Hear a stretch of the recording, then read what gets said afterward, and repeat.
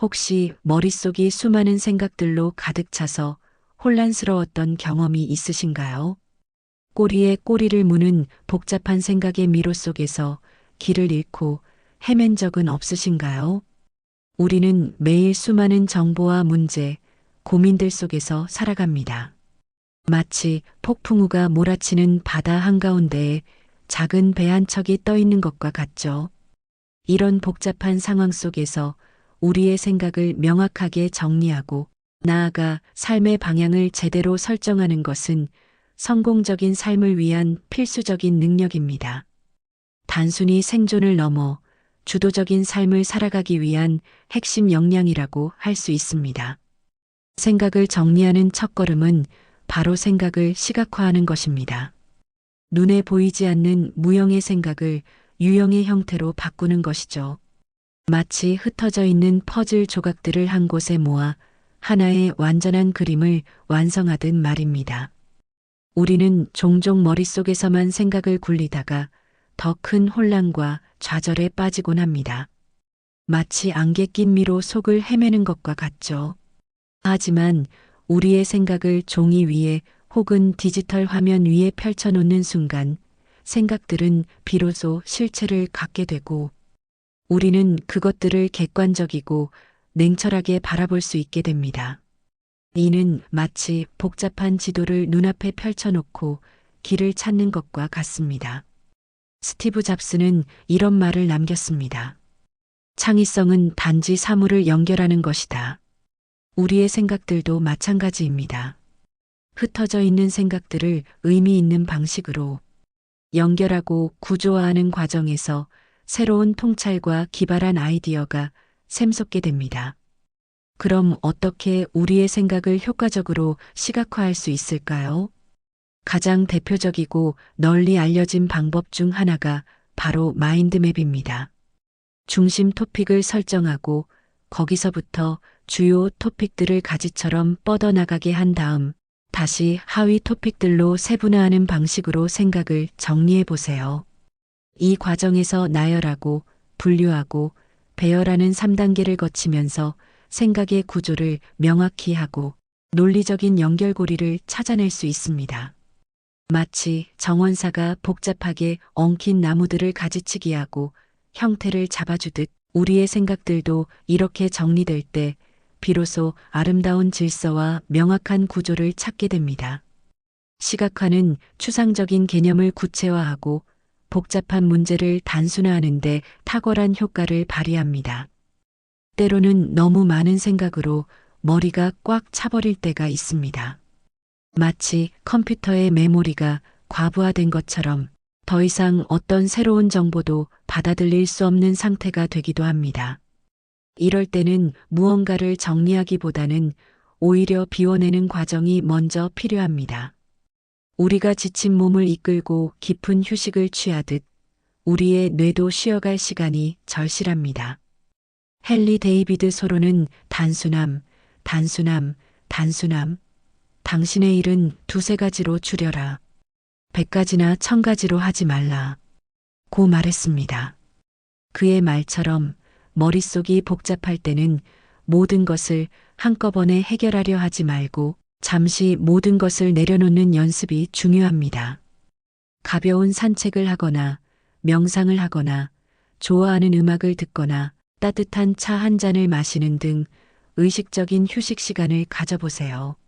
이렇게 잠시 생각을 멈추고 비워내는 동안 우리의 무의식은 놀랍게도 스스로 정리 작업을 시작합니다. 걷는 동안 문득 떠오르는 의외의 아이디어나 해결책을 경험해 본 적이 있으신가요? 그것이 바로 무의식이 우리에게 건네는 통찰과 지혜의 선물입니다.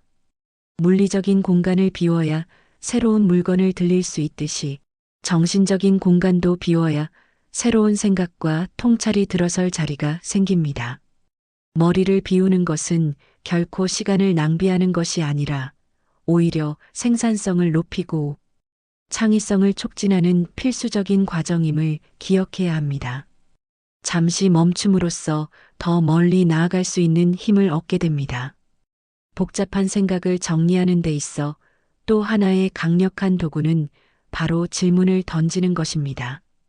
생각의 방향을 설정하고 문제의 본질을 파고드는 날카로운 질문은 혼란스러운 머릿속의 한 줄기 빛과 같은 명확성을 선사합니다. 나는 왜 이런 생각을 하고 있지? 이것이 내 삶에 어떤 중요한 영향을 미칠까?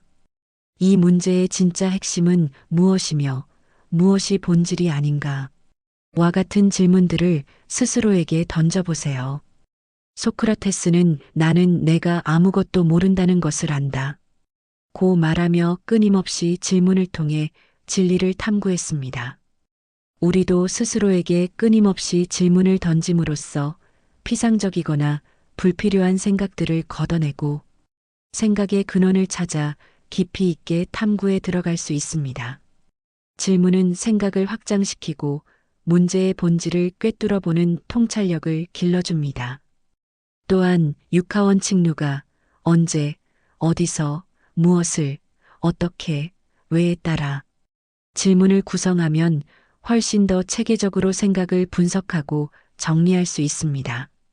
예를 들어 어떤 문제에 직면했을 때 누가 이 문제와 가장 밀접하게 관련되어 있는가? 언제부터 이 문제가 시작되었고 언제까지 해결되어야 하는가? 어디서 이 문제가 주로 발생하는가? 무엇이 이 문제의 가장 핵심적인 원인인가? 어떻게 이 문제를 해결할 수 있는 다양한 방법들이 있는가? 왜 이 문제를 반드시 해결해야 하는가? 와 같은 질문들을 통해 문제의 전반적인 그림을 명확히 파악하고 해결책을 모색하는 데 필요한 정보를 효과적으로 수집할 수 있습니다. 질문의 힘은 우리가 미처 생각하지 못했던 새로운 관점을 제시하고 숨겨진 해결책을 발견하도록 돕습니다. 떠오르는 생각들을 기록하는 습관은 복잡한 생각, 정리에 있어 가장 기본적이면서도 가장 중요한 단계라고 할 수 있습니다. 생각은 마치 잡을 수 없는 연기처럼 순식간에 나타났다 사라져버립니다. 기록되지 않은 생각은 시간의 흐름 속에서 그 존재의 의미를 잃기 쉽습니다. 떠오르는 모든 생각들을 주저하지 말고 즉시 기록하는 습관을 들이세요. 작은 메모지에 손으로 직접 적든 스마트폰의 메모 앱이나 음성, 녹음 기능을 활용하든 중요한 것은 즉시 기록하는 것입니다. 이렇게 수집된 생각들은 나중에 다시 꺼내어 보고 분류하고 더욱 발전시켜 기획하고 최종적으로 실행하는 과정을 거치게 됩니다. 처음에는 사소하고 하찮게 느껴지는 생각들도 기록을 통해 차곡차곡 보존될 때 나중에 예상치 못한 중요한 아이디어나 혁신적인 해결책으로 발전할 수 있습니다. 마치 농부가 씨앗을 심고 정성껏 물을 주어 싹을 틔우고 열매를 맺듯이 우리의 생각들도 기록이라는 양분을 통해 성장하고 결실을 맺게 되는 것입니다. 기록은 단순히 생각을 보존하는 것을 넘어 우리의 사고 과정을 구체화하고 스스로의 생각을 객관적으로 평가할 수 있는 기회를 제공합니다. 또한 기록은 미래의 나에게 보내는 소중한 메시지가 되어 과거의 경험과 지혜를 현재와 미래에 연결하는 다리 역할을 합니다. 효율적인 생각 정리를 위한 또 다른 강력한 도구는 체크리스트 활용입니다. 복잡하게 얽혀 있는 할 일 목록이나 원대한 목표들을 체크리스트 형태로 작성하면 우리는 불필요한 정보의 홍수 속에서 벗어나 가장 핵심적인 요점에 집중하고 그로 인한 스트레스를 현저히 줄일 수 있습니다. 해야 할 일들을 단순히 나열하는 것을 넘어 구체적인 행동 단계로 쪼개어 체크리스트에 기록해 보세요. 하나하나 항목을 완료하면서 느끼는 작은 성취감은 다음 단계로 나아갈 강력한 동기를 부여하고 우리가 전체적인 과정에서 어디까지 진행했는지 명확하게 파악할 수 있게 돕습니다. 마치 등산가가 정상까지 가는 길을 작은 이정표들로 나누어 표시하고 하나씩 정복해 나가듯 우리의 목표와 계획들도 체크리스트를 통해 구체화될 때 비로소 달성 가능한 현실이 됩니다. 체크리스트는 우리의 집중력을 높이고 중요한 것을 놓치지 않도록 도와주며 궁극적으로는 목표 달성 확률을 크게 높여주는 매우 실용적인 도구입니다. 복잡한 프로젝트든 일상적인 업무든 체크리스트는 우리의 길잡이가 되어줄 것입니다. 생각들을 효과적으로 분류하는 능력 또한 복잡한 생각 정리에 있어 필수적인 과정입니다. 기록된 수많은 생각들을 아무렇게나 뒤죽박죽 두는 것은 마치 물건들로 가득 찬 창고에 체계 없이 물건을 쌓아두는 것과 같습니다. 필요한 물건을 찾기 어려운 것처럼 필요한 생각도 쉽게 찾아 활용하기 어렵게 됩니다. 모든 생각들을 나열한 후 공통점이나 연관성 있는 것끼리 묶어 상위 개념으로 분류해 보세요. 예를 들어 업무 관련 아이디어, 개인 발전 계획, 가족, 행사 및 기념일, 취미 및 여가 활동과 같은 명확한 카테고리를 만들고 해당되는 생각들을 각각의 카테고리 안에 체계적으로 넣어 정리하는 식입니다. 이렇게 분류된 생각들은 질서정연하게 정리되어 필요할 때마다 쉽게 찾아 활용할 수 있게 됩니다. 마치 도서관에서 수많은 책을 주제별, 저자별, 출판연도별로 분류하여 보관하듯 우리의 생각들도 체계적으로 분류될 때 지식과 지혜의 보고가 될 수 있습니다. 분류는 단순히 정돈하는 행위를 넘어 생각들 간의 관계를 파악하고 전체적인 그림을 이해하며 새로운 통찰을 얻는 데 중요한 역할을 합니다. 또한 분류된 생각들은 필요에 따라 재조합되어 새로운 아이디어를 창출하는 기반이 되기도 합니다. 그리고 시간을 활용하여 생각의 숙성 과정을 거치는 것입니다. 당장 혼란스럽고 복잡하게 느껴지는 문제들도 하루나 이틀 정도 충분한 시간을 두고 다시 보면 의외로 간단하게 해결책을 찾을 수 있는 경우가 많습니다. 때로는 성급하게 결론을 내리거나 즉각적인 해결책을 찾으려 하기보다는 생각에 충분한 시간을 주고 숙성시키는 과정이 필요합니다. 잠시 문제를 내려놓고 다른 활동을 하거나 충분한 수면을 취한 후 다시 문제를 바라보면 우리의 뇌는 그동안 무의식적으로 문제를 처리하고 새로운 관점을 제시해 줄 수 있습니다. 이는 마치 밤새 내린 이슬이 아침에 세상을 더욱 맑고 선명하게 보여주듯이 시간은 우리의 생각에 명확성을 더해줍니다. 조급해하지 마세요. 우리에게는 생각할 시간, 그리고 그 생각들이 정리되고 숙성될 시간이 필요합니다. 마치 와인이 시간이 지날수록 깊은 맛과 향을 내듯이 우리의 생각도 시간을 통해 깊어지고 명확해질 수 있습니다.